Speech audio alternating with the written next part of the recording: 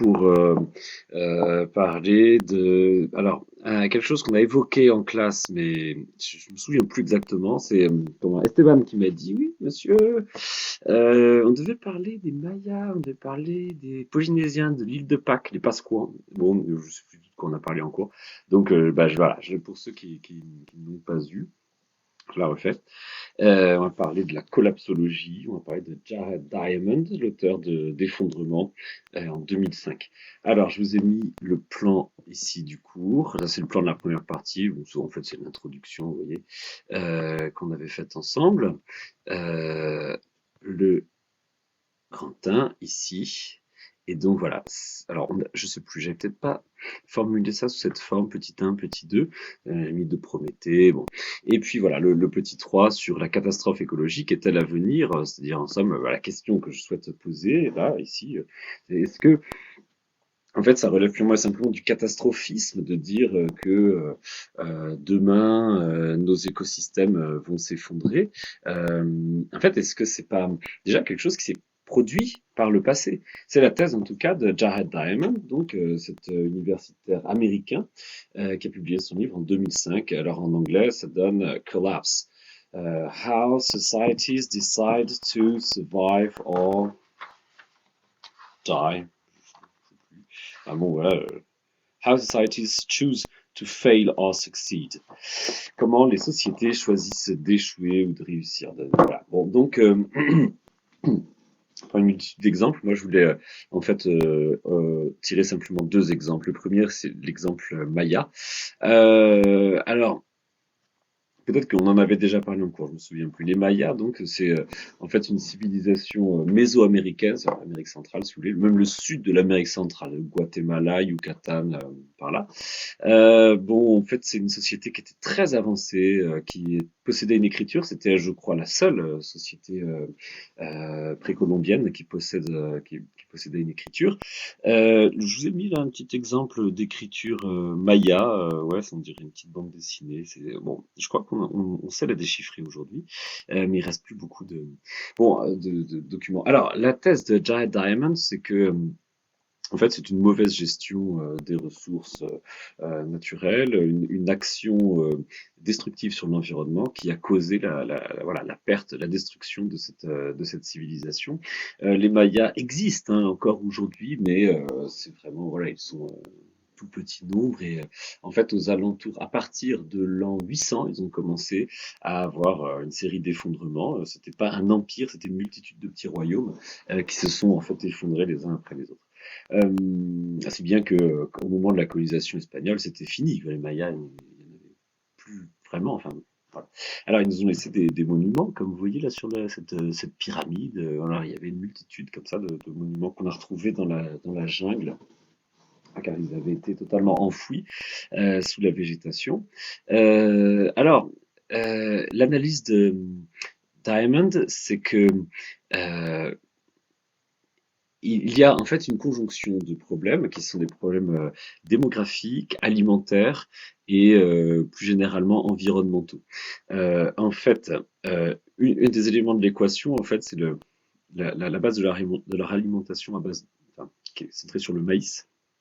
C'est en fait un aliment qui n'est pas extrêmement nutritif et qui a beaucoup bloqué en fait la civilisation maya dans un peu toutes les directions. En fait, c'est un aliment qui est également assez difficile à produire dans les conditions géographiques et climatiques de l'Amérique centrale. Ce qui fait que en fait l'agriculture occupait vraiment beaucoup de personnes et que ces personnes avaient beaucoup de mal à dégager en fait suffisamment de surplus. Il y a d'autres céréales qui demandent moins de soins, moins de travail, ce qui fait que les gens peuvent vivre plus aisément ou se consacrer à d'autres tâches qu'aux tâches agricoles. Hein. Et quand dans un État on sollicite en fait les travailleurs pour faire autre chose, par exemple pour faire des constructions, vous voyez, comme ces pyramides, comme des palais, ou bien pour la guerre. En fait, après, voilà, les agriculteurs, les paysans ont beaucoup de mal en fait à produire suffisamment pour l'ensemble de la population. Donc il y a eu un problème démographique aigu associé à des problématiques climatiques, peut-être lié à des cycles de sécheresse tous les 206 ans. Apparemment, voilà, les climatologues s'accordent sur le fait que la sécheresse, les sécheresses obéissent à des cycles calculer, enfin, qu'on peut mesurer. Euh, et en fait, c'est la conjonction de ces différents facteurs aurait amené les Mayas à modifier leur habitat et en fait à de plus en plus s'attaquer à la forêt pour gagner des terres arables. Le problème, c'est que la déforestation, en fait, souvent a pour conséquence d'entraîner une perte des sols, une érosion des sols qui deviennent beaucoup plus fragiles quand ils ne sont plus structurés en fait par le réseau des racines de la forêt. Et rapidement, en fait, les sols s'appauvrissent, et c'est le cas apparemment de ce qui s'est produit en Amérique centrale. Il y a un autre facteur qui a accéléré encore le déboisement, c'est justement cette politique de construction gigantesque. Comme on voit ici, les rois mayas ont apparemment, d'après Diamond, imposé des constructions de plus en plus gigantesques, des palais magnifiques, etc., couverts de plâtre. Les Mayas construisaient en pierre et euh, habillaient leurs structures de plâtre. Or, le plâtre, en fait, c'est un matériau que l'on fabrique avec du bois, parce que le plâtre, en fait, fait du gypse chauffé, un peu comme la chaux, c'est-à-dire qu'à la base il s'agit d'un composé chimique, le gypse, qui va acquérir des propriétés intéressantes pour la construction quand on l'aura chauffé, comme pour la chaux. Donc en fait, il faut d'importantes quantités de bois, et les Mayas se sont mis à construire de plus en plus de pyramides recouvertes de plâtre, de bâtiments recouverts de plâtre, de palais recouverts de plâtre, etc. Et donc c'est probablement été une des causes de la déforestation dans l'Amérique centrale. Voilà, donc une gestion catastrophique en fait des ressources qui finit par créer une crise alimentaire, qui finit par produire des guerres civiles, et après c'est des cycles en fait qui s'enchaînent les uns les autres, avec en fait finalement à la base une intervention humaine sur le milieu, sur les forêts, qui bouleverse les équilibres climatologiques et notamment le cycle de l'eau, le cycle de la pluie. C'est bien qu'en Amérique centrale, chose étonnante, on pourrait s'imaginer que l'Amérique centrale c'est un climat équatorial ou tropical. En fait, pas vraiment. C'est un climat qui comporte une saison sèche et donc particulièrement pour cette raison, la civilisation enfin, des Mayas a connu en fait des effondrements successifs. Voilà, le deuxième exemple que prend notre ami Diamond, c'est l'île de Pâques. Alors eux aussi, ils se sont effondrés. Alors non pas à cause du coronavirus, mais à cause également en fait d'un problème de déforestation, mauvaise gestion des ressources naturelles. Alors l'île de Pâques, c'est le territoire humain le plus coupé de tout du monde, c'est-à-dire que il n'y a pas d'autres lieux habités à plus de 3000 km à la ronde, je crois, puisque l'île la plus proche en direction de l'ouest, c'est les îles Pitcairn à 3000 km. Et sinon, de l'autre côté, côté est, eh bien, c'est les côtes chiliennes à 4000 km. Donc ça, voilà, c'est un peu miraculeux. Comment est-ce que cette île a pu être colonisée, habitée par des gens qui, à l'époque de la préhistoire, n'avaient pas d'autres moyens de navigation que de modestes esquifs faits de planches. Hein, c'est ce dont témoignent les premiers explorateurs européens qui ont découvert des gens qui connaissaient pas grand-chose apparemment à la navigation. Ah, non, pardon, plus du moins qui avaient des moyens de navigation très très primitifs. Voilà. Donc c'est un peu un mystère. En tout cas, ces braves Polynésiens venus alors, on ne sait pas trop, d'Asie ou d'Amérique, la question est très débattue. Thor Heyerdahl, vous savez, le navigateur norvégien dont j'avais parlé, estimait que c'était du Chili, enfin de l'Amérique du Sud, quoi, qui était venu les Pasquans. Jared Diamond semble dire que à ses yeux c'est plus compliqué, ils viennent peut-être d'Asie, bon, enfin je ne sais pas.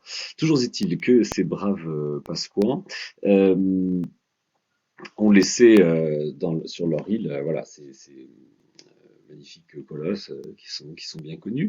Alors, si j'ai bien compris ce que dit Diamond, on en compte, si j'ai bien calculé, plusieurs centaines, même peut-être 700 ou 800 qui sont en fait disposés sur tout le tour de l'île. Je ne sais pas si vous voyez là la carte que j'ai prise sur Wikipédia. Cette île est triangulaire, elle est formée en fait de trois 3 volcans, hein, qui sont éteints depuis longtemps et qui ont formé donc cette terre émergée.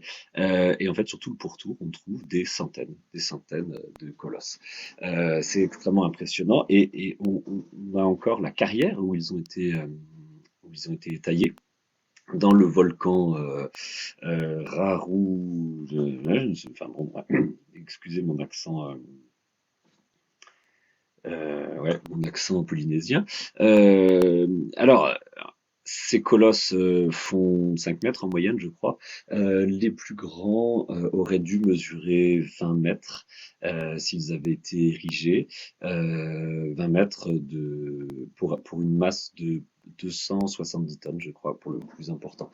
Et ce qui est étonnant, c'est que quand en 1722 l'île a été visitée par un navigateur néerlandais qui a donné son nom d'île de Pâques, eh bien, en fait, il a découvert des gens qui, manifestement, avaient un niveau de technique qui ne correspondait pas du tout, en fait, à un chantier pareil. Alors, ils ne connaissent pas les métaux ferreux, donc ils ont taillé tous ces colosses sans outils en fer.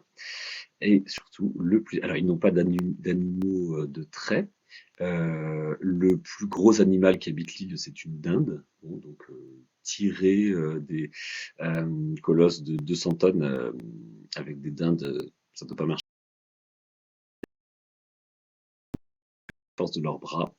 Et surtout, le plus étonnant, c'est que quand le navigateur néerlandais Jacob von Roggeveen, arrive sur l'île de Pâques, il n'y a pas un arbre de plus de 3 mètres de haut. Et c'est extrêmement étonnant parce qu'en fait, pour construire des colosses pareils, eh ben, oui, il faut des manches en bois pour les outils en pierre, et il faut des rondins pour faire rouler les colosses, ou au moins, disons, des engins de levage, donc ça veut dire des pièces de bois, quoi, hein. Et puis des cordes solides, et les cordes solides, on les fait à partir, en fait, d'après ce que dit Diamond, des matériaux tirés du bois. Donc, Jared Diamond, bon, dispose, comme les géographes modernes et les archéologues modernes, de moyens d'étude du sol, et notamment des moyens de dendrologie pour étudier en fait l'histoire des arbres, puisqu'on trouve en fait des vestiges d'arbres dans le sol, et puis différents témoignages dans les boues séchées qui sont déposés au fond des cratères des volcans. Quand on étudie en fait la composition pollinique du sol, eh bien on arrive par un carottage à voir finalement comment la végétation a évolué en comparant la proportion de pollen de d'herbes et de pollen d'arbres. On arrive à voir. Et donc, en fait, on s'est rendu compte ainsi que l'île avait jadis été très boisée, et qu'en 1722, manifestement, tout avait été déboisé, totalement déboisé. Encore aujourd'hui, je crois que c'est l'île en très grande partie déboisée, surtout que c'est une île qui est devenue en fait une vaste élevage ovin, en fait, des moutons à perte de vue. Et donc, la thèse en fait de Diamond, c'est que ces braves Pasquans ont totalement déboisé leur île, peut-être pour des raisons religieuses, et que en déboisant leur île, ils ont créé donc en fait une sécheresse. Ils ont modifié le cycle de l'eau, créé une sécheresse sans précédent, et ainsi compromis définitivement leurs chances de survie.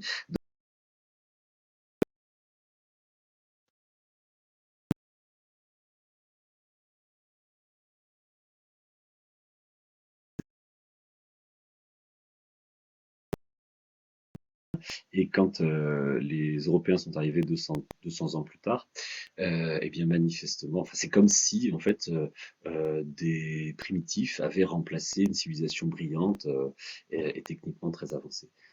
Donc voilà, encore un exemple d'effondrement d'une société dû en fait à une gestion calamiteuse des ressources, et même à une action destructive, complètement destructive sur l'environnement. Voilà. Alors il y a une autre hypothèse quand même, je vais vous la lire. Je ne l'invente pas, c'est page 89 dans le livre. Euh, L'écrivain suisse Erich von Däniken alla encore plus loin que Thor Heyerdahl, qui, vous savez, qui avait fait la traversée du Pacifique sur ses Kon-Tiki, un petit bateau en paille, en fait.